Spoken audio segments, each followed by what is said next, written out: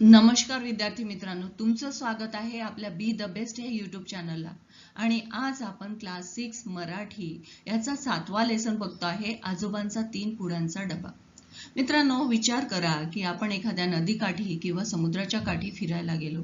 मग तिथे गेल्यानंतर आपल्याला काय दिसतं? आजकालचं जितकं वाढलेलं प्रदूषण आहे त्यामुळे तिथे प्लास्टिकच्या पिशव्या असतात, प्लास्टिकच्या बाटल्या दिसतात, कचरा असतो आणि ते पाहिल्यानंतर तुम्हाला काय मनात प्रश्न येतो की ह्या प्लास्टिकचा कचरा इथे आला तरी कसा? मग यामध्ये जे पाणी आहे किंवा यातली जी जीवसृष्टी आहे त्यांना काही नुकसान तर होत नसेल ना? असे सगळे प्रश्न आपल्या मनामध्ये घोंघावत राहतात. आणि असाच एक आमच्या या आजोबांचा 3 पुडांचा डबा या पाठातून फक्त आपल्याला एक गोष्ट शिकायला नाही मिळणार, तर पर्यावरणाचं संरक्षण कसं केलं पाहिजे आणि नदीचं किंवा पाण्याचं संरक्षण कशा प्रकारे केलं पाहिजे याच्यासाठी एक छानसा मेसेज आपल्याला या लेसन मधून शिकायला मिळणार आहे. तर चला व्हिडिओला सुरुवात करूया. आजोबांचा 3 पुडांचा डबा. आजोबांचा 3 पुळांचा डबा आता कोणी लिहिला? अदिती देवधर यांनी लिहिलेला आहे. मग ह्या कोण आहेत? प्रसिद्ध लेखिका आहे, पण त्या जीवित नदी या संस्थेच्या संस्थापक आहेत, त्यांचे एक सदस्य आहे. मग या संस्थेचं कार्य काय की लोकसहभागातून नदीचं संवर्धन, लोकसहभागातून म्हणजेच कोणतीही प्रायव्हेट संस्था नाही आहे, पण त्यामध्ये लोकांचा सहभाग कसा घेतला जातो आणि नदी संवर्धन असं जीवित नदीचं काम आहे. जीवित नदी म्हणजे काय तर आता नदीमध्ये जे आपलं गढूळ पाणी सोडलं जातं, कारखान्यातलं पाणी चाललं जातं, त्या पाण्याचं संरक्षण म्हणजे नदीच्या पाण्याचं संरक्षण, पाण्याचा जलप्रवाह कसा चांगला राहील याच्याकडे ही संस्था काम करते. मग 2016 साली ही एक संस्था करण्यात आली आणि या संस्थेचं कार्य काय की नदीमध्ये एकही वाळलेलं पान जाऊ नये, जाळलेलं नाही, वाळलेलं पान जाऊ नये. हा ध्येय या संस्थेचा असतो. मग कल्पनाशक्तीचा वापर करून आपल्या पर्यावरणातील समस्यांवर कसा तोडगा काढायचा यासाठी स्टोरीज दॅट सॉल्व्ह प्रॉब्लेम अशा आशयाची पुस्तकं प्रसिद्ध आहेत. म्हणजेच त्यांनी मग असे लोकांना जागृत करण्यासाठी तर त्यांनी संस्थेद्वारे आपला सहभाग तर दिलेलाच आहे, पण त्यांनी या लेखिका असल्यामुळे स्टोरीज दॅट सॉल्व्ह प्रॉब्लेम अशी ही पुस्तक लिहिलेलं आणि त्याच्यामधून मग आपण निसर्गाचं संरक्षण कसं करावं, त्याच्यासाठी आपण कोणते उपाययोजना करावे याच्यासाठी एक पुस्तक लिहिलं. मग चिकू पिकू त्यांनी 2014 साली एक मासिक लहान मुलांसाठी सुरू केलं. मग आता लहान मुलांना पर्यावरणाचं संरक्षण कसं करावं, निसर्गाचं संवर्धन कसं करावं याच्याविषयी त्यामध्ये छानसे असे मॉरल स्टोरीज त्यांनी लिहिलेल्या आहेत. चिकू पिकू देन मग आता या पाठामध्ये म्हणजेच आजोबांचा 3 पुळांचा डबा याच्यामध्ये काय, प्लास्टिकचा अतिरिक्त वापर झाल्यामुळे निसर्गाचं कसं नुकसान होतं हे आपल्याला इथे शिकायला मिळतं. मग त्याचं आपण संवर्धन करण्यासाठी काय केलं पाहिजे हे सगळं डिटेलमध्ये लेखिकेने इथे सांगितलेलं आहे. तर चला व्हिडिओला सुरुवात करूया. आजोबांचा 3 पुळांचा डबा. आता इथे काय दिलेलं आहे, यश आजीला कपाट आवरायला मदत करत होता आणि कपाटात त्याला एक वेगळ्याच आकाराचा डबा दिसला. आता आपण नाही का घरी आपल्याकडे सगळेच मंडळी असतात, आजी आजोबा आपण सगळेजण असतो. मग आता हा कोण आहे? हा आहे यश. आता यश एक दिवस काय होता, आपल्या आजीला ना मदत करत होता, आजीचं कपाट व्यवस्थित लावायला तिला मदत करत होता आणि त्याच्यामध्ये ना त्याला एक वेगळा असा टिफिनचा डबा दिसला. मग त्याने तो कधी पाहिलाच नव्हता आणि तो आजीला काय म्हणतो की आजी, एकावर एक असे 3 डबे होते. आणि यश म्हणाला, कसला भारी डबा आहे हा, कोणाचा आहे? मग तो आजीला विचारतो, किती छान डबा आहे ग हा, आणि कोणाचा आहे हा डबा? मग ती आजी त्याला म्हणते, अरे आजोबांचा कामावर न्यायचा डबा होता तो, 40 वर्ष त्यांनी हाच डबा वापरला, आजी म्हणाली. मग आजी काय म्हणते की हा डबा कोणाचा आहे? तुझ्या आजोबांचा आहे. आणि ते जेव्हा कामावर जायचे ना तर सोबत कामावर जाताना तो टिफिन घेऊन जायचे, हा डब्बा घेऊन जायचे आणि हाच डब्बा त्यांनी किती वर्ष वापरला? तब्बल 40 वर्ष वापरले. आता याला शॉकच बसला यशला. 40 वर्ष? बापरे, मी तर प्रत्येक वर्षी नवा डबा घेतो, यश म्हणाला. मग आता तो म्हणाला, मला तर दरवर्षी नवीन डबा पाहिजे होता आणि आजोबांनी तब्बल 40 वर्ष इतकी वर्ष हा एकच डबा वापरला. त्याला ते ऐकून खूपच आश्चर्य वाटलं.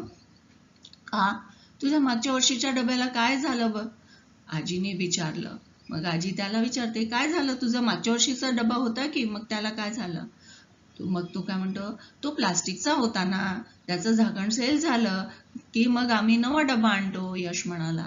मग यश म्हणतो की मागच्या वर्षी मी प्लास्टिकचा नाही का, दरवर्षी मी प्लास्टिकचाच डबा वापरत असतो. आणि मग काय होते की ते वर्षभर वापरून वापरून त्याचं झाकण ढिलं होऊन जाते, सैल होऊन जाते.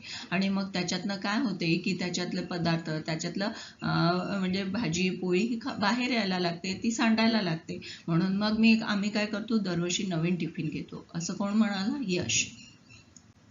मग आता आजी त्याला काय विचारते, अरे मग तुझा डबा कुठं असेल आता? मग आता तो काय म्हणतो, बहुतेक कचऱ्याला टाकला असेल किंवा भंगारवाल्या काकांना दिला असेल. यश म्हणाला. आता आम्ही काही ते सांभाळून नाही ठेवत, मग ते कुठे टाकतो, कचऱ्यामध्ये टाकून देतो किंवा भंगारवाला आला, ते भंगारवाले काका आले की त्यांना सुद्धा देऊन टाकतो. असं कोणी म्हटलं? यशने म्हटलं. मग आजी म्हणाली, तुला माहित आहे, तुझ्या डब्याचे छोटे छोटे तुकडे झाले असतील. एखादा तुकडा कचऱ्याच्या ढिगात पडला असेल किंवा एखादा जमिनीत गाडला असेल, कदाचित कुठल्या तरी टेकडीच्या पायथ्याशी किंवा दरीत सुद्धा तो असू शकतो. मग आजी त्याला समजून सांगते की प्लास्टिक हे वापरणं किती घातक असतं. मग म्हणजे जसं आपण आपल्याकडे ज्या नैसर्गिक वस्तू असतात त्यांचं जेव्हा विघटन होतं ते जमिनीमध्ये मिळते, पण प्लास्टिक या गोष्टीचं विघटन होत नाही. मग आजी काय म्हणते की ते प्लास्टिक ते काय असेल, त्याचे तुकडे झाले असेल तुझ्या डब्याचे, ते कुठेतरी पडलं असेल किंवा एखाद्या कचऱ्याच्या ढिगाऱ्यात त्याचा पडला असेल किंवा जमिनीखाली तो गाडला असेल किंवा कुठेतरी टेकडीच्या एखाद्या पायथ्याशी किंवा दरी सुद्धा जाऊन पडला असेल. हे प्लास्टिकचे तुकडे शेवटी कुठे जाऊ शकतात याची माहिती आहे का? मग आता यश म्हणतो, कुठे? तर नदीत. आजी म्हणाली. कसं काय? आता आजी म्हणते की हे तुझे एका प्लास्टिकच्या डब्याचे तुकडे विचार कर किती वेगवेगळ्या ठिकाणी राहू शकतात. मग आता कुठे जाऊ शकतात हे? तर यश म्हणाला की कुठे जाऊ शकतात, पडले असतील तिथेच, काय फरक पडतो? पण त्यावर आजीने त्याला समजून सांगितलं की नाही, हे जे प्लास्टिक आपण फेकतो ते शेवटी कुठे जाऊन पडतात, तर ते कुठे जातात? नदीमध्ये जातात. मग आता यशला आश्चर्यच वाटलं की आता हे प्लास्टिकचे तुकडे, प्लास्टिकचे डबे किंवा हे ज्या बाटल्या आहे या नदीत तरी कशाला जाऊन, म्हणजे नदीत कसे काय जात असतील, हा त्यातला प्रश्न पडला. तेव्हा आजी त्याला समजून सांगते. आजी त्याला काय म्हणते, पावसाळ्यात वाहणारं पाणी नदीत जातं, जाताना बरोबर केर कचरा घेऊन जातं आणि तसंच तुझ्या डब्याचं प्लास्टिकही नदीत पोहोचलं असेल. मग आजींनी त्याला समजून सांगितलं, बघा इथे पिक्चरमध्ये दाखवलेलं आहे की पाऊस पडला की पावसाबरोबर आजूबाजूचा केर कचरा, सगळं प्लास्टिकच्या बाटल्या पिशव्या हे सगळं पाण्यामध्ये वाहून जाते. आपण नाही का कधी एखाद्या नदीला खूप मोठा पूर आला आणि तेव्हा आपण पाहायला जातो की नदीला पूर आला, तर तेव्हा आपल्याला काय दिसते? पूर आला की गढूळ पाणी असते, त्याच्यामध्ये प्लास्टिकच्या पिशव्या, डब्बे, या आपल्या बिस्लरीच्या वगैरे अशा बाटल्या, पाण्याच्या बाटल्या, ह्याच आपल्याला केर कचरा जास्त दिसत असतो आणि हे असंच पाण्याबरोबर वाहून जात असतं. मग आता ही नदी कुठे जाते? समुद्रामध्ये जाते.